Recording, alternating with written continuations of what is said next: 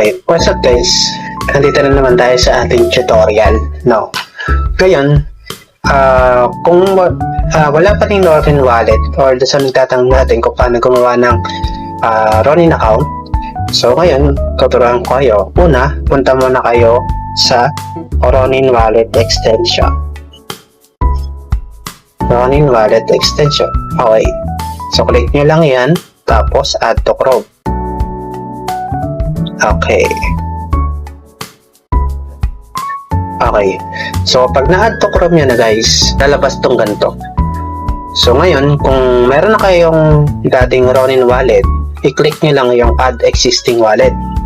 Pero kung newbie kayo at wala pa talaga kayong Ronin wallet, click nyo tong create new wallet. Okay. Ngayon, may dalawa ditong pagpipilian. Create with email and social. Then, create with seed phrase. So, a lot of you nagtatanong bakit bakit yung account nila is walang seed phrase. Kasi ang pinipili nyo is yung email and social.